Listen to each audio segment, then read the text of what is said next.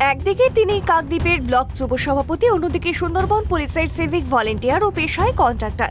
সেই বাপ্পা দাসের বিরুদ্ধে এবার ঘোরতর অভিযোগে সরব হলেন তৃণমূলের কংগ্রেসের এক কর্মী।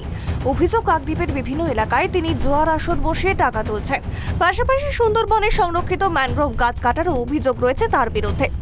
অভিযোগকারী অভিজিৎ মণ্ডল, যিনি নিজেও তৃণমূল কংগ্রেসের কর্মী, কাকদ্বীপ থানায় লিখিত অভিযোগ দায়ের করে জানান, দীর্ঘদিন ধরে বাপ্পা দাস সেই অসামাজিক কাজ চালিয়ে যাচ্ছেন।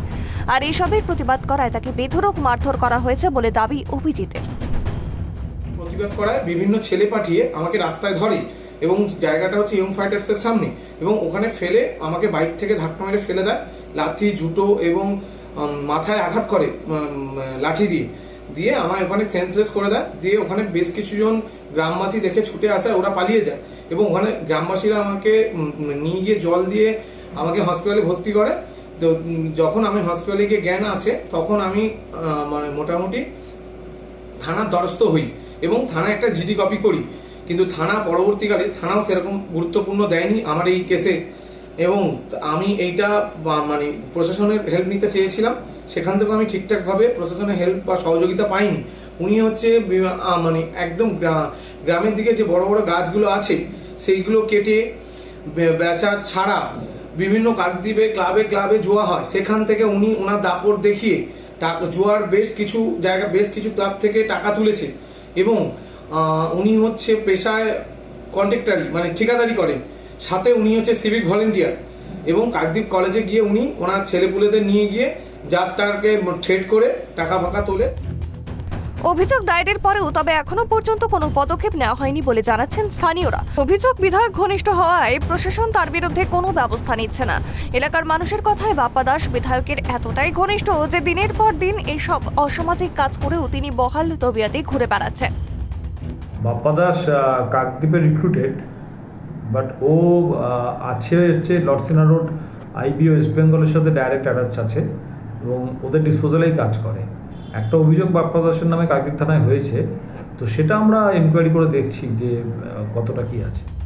অভিযুক্ত বাপ্পা দাস অবশ্য সমস্ত অভিযোগ অস্বীকার করেছেন। তার বক্তব্য, আমার বিরুদ্ধে যে অভিযোগ আনা হয়েছে তা সম্পূর্ণ মিথ্যে। রাজনৈতিক চক্রান্ত করে আমাকে ফাঁসানোর চেষ্টা চলছে। না, এরকম কোনো আমার জানা নেই। আর আমার ম্যানগ্রোভ কেন আমি কাটতে যাবো? আমার কোনো ম্যানগ্রোভ কাটার বিষয় নেই। আমি এই বিষয়ে কিছু জানি না, কে অভিযোগ করেছে তাও আমি জানি না। এগুলো সব মিথ্যা অভিযোগ। আমি ম্যানগ্রোভ কাটতে যাবো কেন?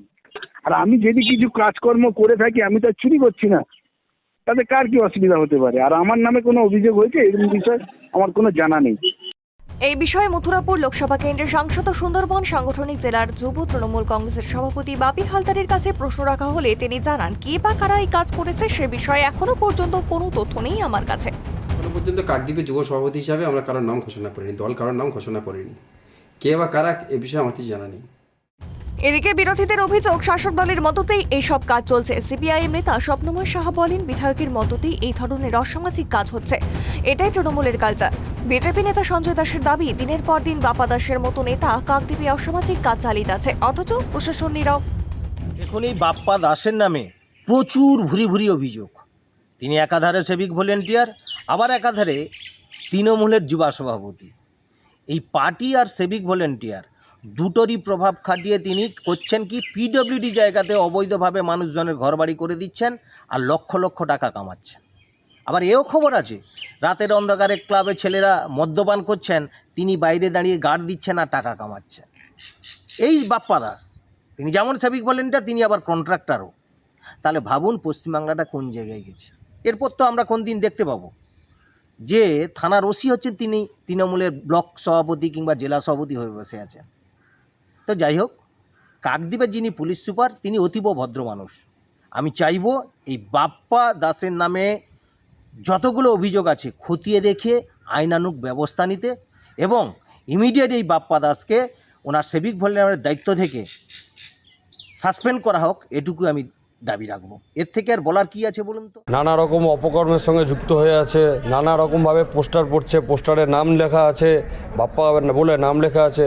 এতদিন পরে ইয়ার কি হচ্ছে, দল জানে না বলে, সবই জানে, এবং সব কিছু মদতপুষ্ট হয়ে হচ্ছে এবং নানা রকম অপরাধমূলক কাজের সঙ্গে জড়িয়ে আছে। আমরা কাকদ্বীপ কলেজ থেকে শুরু করে কাকদ্বীপের প্রত্যেকটা গ্রাম পঞ্চায়েতে প্রতিটা বুথে সব জায়গায় দেখতে পাচ্ছি এই ধরনের নোংরামি। এবং ঠিকাদারির লাইসেন্স যেটা আছে সেটা তার কাজের বিষয়, ব্যক্তিগত কাজ। সেটা বাদ দিয়ে একজন সিভিক ভলেন্টিয়ার, তৃণমূলে যারা যারাই আছে তারা সিভিক ভলেন্টিয়ারে যুক্ত আছে। আসলে সিভিক ভলেন্টিয়ারদের দিয়ে তো অপরাধমূলক কাজগুলো করাতে হয়, যার জন্য কোনো না কোনোভাবে নিয়োগ করে রেখেছে, শুধু নামটা সই করবে আর সমস্ত সমাজে অপরাধমূলক কাজগুলো ওদের দিয়েই করাবে। সব মিলিয়ে কাকদ্বীপে শাসক দলের অন্দরেই তোলপাড় শুরু হয়েছে এই অভিযোগ ঘিরে। এখন দেখার প্রশাসন কবে কি পদক্ষেপ নেয়। দক্ষিণ 24 পরগনা থেকে গোপাল শীলের রিপোর্ট, ট্রাইব টিভি বাংলা।